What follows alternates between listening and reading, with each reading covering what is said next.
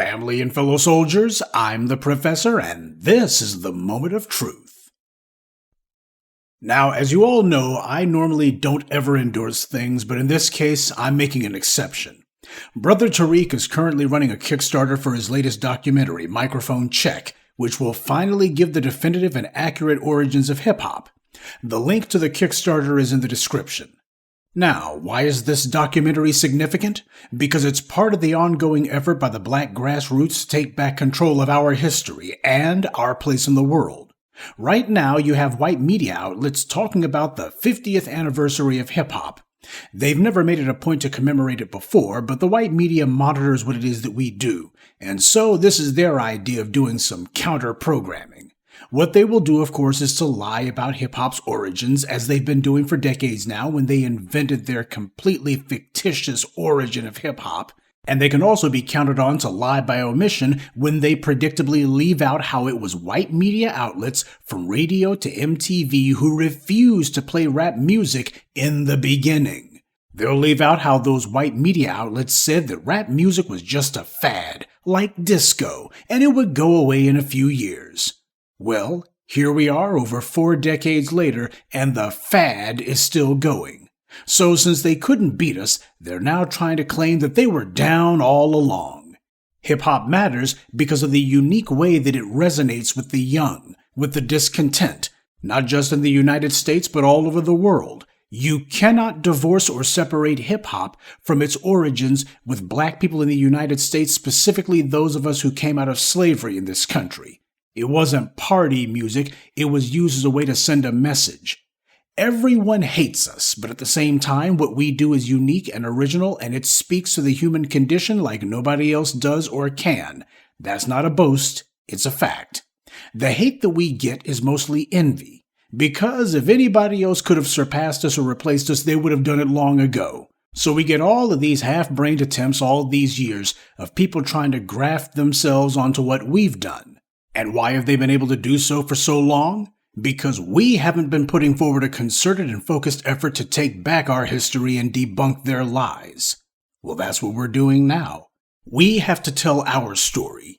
It's our right and our duty. First of all, because it's ours. That makes it our responsibility. The second reason is because we simply can't leave this to the rappers to do. Which one of them would you trust with a task like this? Perhaps Ice Cube, who has gone from calling out racism to being best friends with one of America's arch-racists. Or maybe Dr. Dre, who's a mega-millionaire, if not a billionaire, at least on paper. He gives money to white universities while ignoring the black ones. Maybe you would trust Jay-Z, who couldn't understand why Colin Kaepernick was protesting. How about Puff Daddy, who's still playing Music Mogul? Or maybe Rakim, the greatest rapper of all time, but when he was asked who the greatest rapper was in his opinion, he said Eminem. You know, it's a sad commentary, but the truth is, none of them invented hip-hop. The people did. It came from the grassroots. Over the course of decades, they took what other people created and used it to make themselves rich. And no matter how tough they may have talked on their records, when they got out in the real world, they were singing a new tune. Black celebrities are so out of touch with the grassroots, it's not even funny. Many of your favorite rappers are totally ignorant of the origins of the music genre that made them rich. And all of them are afraid of alienating the white youth who they rely on and the white music executives and white media moguls who they want to stay in the good graces of. So when the white media pushes a fiction that hip-hop was born in a basement by some immigrant, your favorite rappers are not going to push back. Even the ones who know better won't do it. They're going to instead be pretending to do some kumbaya colorblind nonsense, even when you have immigrants like Busta Rhymes lying through his teeth and telling us we didn't have anything to do with the music that we created. These hip-hop hypocrites won't say boo. And that's how the white media was able to get away with it. And in the process, they were able to imprint a false memory of the past onto the public. You know, giving people a false memory is the primary form of brainwashing, a primary form of reprogramming them. Because once you've changed a person's memories, you've changed who they are. You can take them from being empowered to being completely subservient. Have you ever seen one of those TV shows where there's a character, usually the good guy, who gets hit over the head or they get amnesia somehow? Or if it's a sci-fi show, the character gets captured by the bad guys and they erase his memory? Now, after the bad guys erase the good guy's memory, what's the first thing they do? They send him right back to his own folks as an agent of theirs. And they have the guy steal information for them, or he's out there telling lies, sowing confusion. They use him against his own people. Now, imagine what kind of cultural and even generational damage you could do to an entire group of people if you erase their memory. Well, when the enemy rewrites history, that's exactly what they've done. History is the institutional memory of a people, and when you rewrite it, you're inventing a false memory of the past. Just like when you erase a person's memory, you change who they are, you erase the memory of a group and you change who they are. People who are your enemies will reprogram you to obey them, and they'll reprogram you to fight against those who are on your side. When you erase someone's memory, they become a puppet. They become dependent on you to tell them who they are and what they should do, because without their memory, they don't know. They're lost. That's why whenever oppressors go into an area and subjugate people, the first thing they do is to kill the historians and then burn all the books. The white media is pushing the propaganda heavy that hip-hop began with Jamaicans and white music executives, that it was not an organic subculture that arose from the indigenous black people of this land who had already taken their culture from hundreds of years and distilled it and refined it into this. The white left would give us a distorted, phony view of the past. And the white right wants us to not remember anything at all. They don't want us telling our story because our story threatens the racial order of America. A people who take credit for what they've done are also a people who will take the rewards for what they've done too. All the progress of this country came from us. Every good thing about America came from us. And when you consider how this country treats us, it indicts this country's very right to exist. And it also exposes the tactics that this society has used to repress us. White supremacy believes in using buffer groups to protect itself from those who it oppresses. And the sad truth is, white supremacy has also practiced having a few useful Negroes who it trots out to give cover to itself. This is a way of confusing and deranging our internal politics. That's why they always make sure to have a few black faces out front to sell the soap.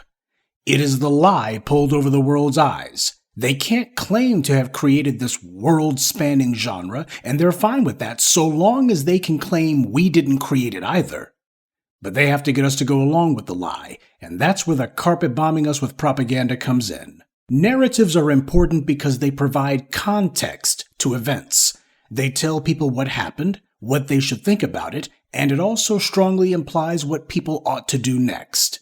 If people listen to narratives telling them to act, they can bring about change. But if the narratives simply reinforce the status quo, then they'll sit on their hands and do nothing.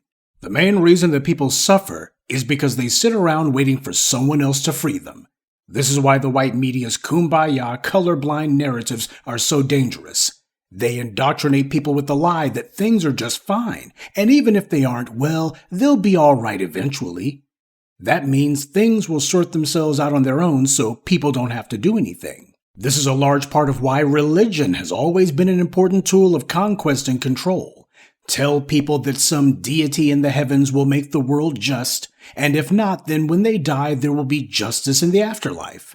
And when people decide to wait, they will watch their lives go from sunrise to sunset without anything having changed, and their children will inherit the exact same sorry, raw deal. So the truth cannot just be the truth, it must also be told and fought for.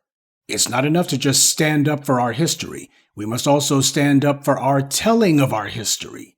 Everyone wants to tell our story. They don't want us to do it. They all want to shoehorn themselves into it. And then they all turn around and spit in our faces and tell us we didn't do anything. Cultural and historical theft is just like physical theft.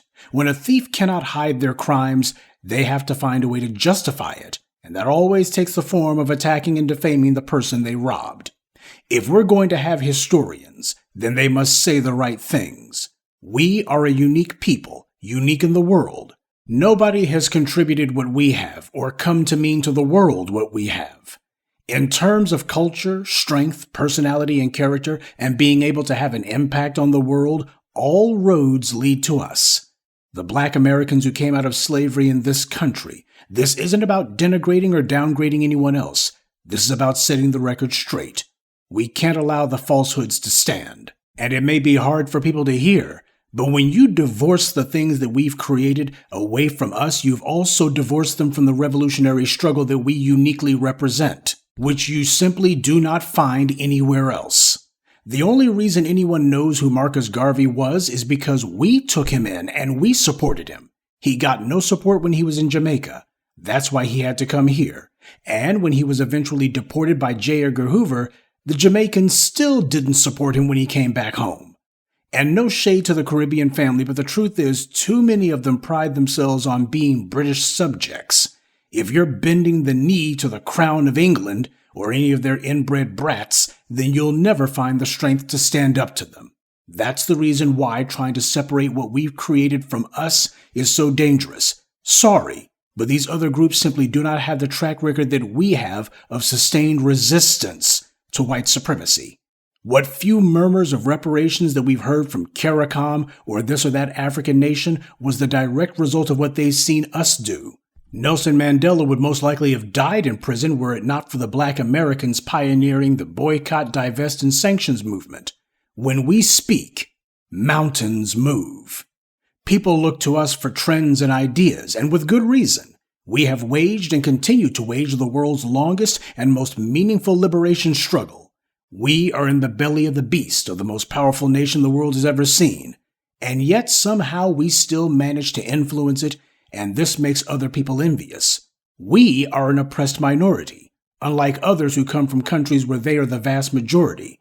We are economically deprived and persecuted, and yet, even in our condition, we gave rise to a new definition of justice and freedom, a true definition.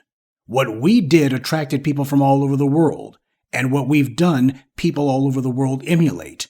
But we can't allow for our contributions to be watered down under some phony pretend kumbaya rhetoric. We have to be honest about who did what, because if we allow the white media to rewrite things before it's all over, they'll be saying hip-hop and every other meaningful thing we did was actually done by an immigrant or some white guys in New York.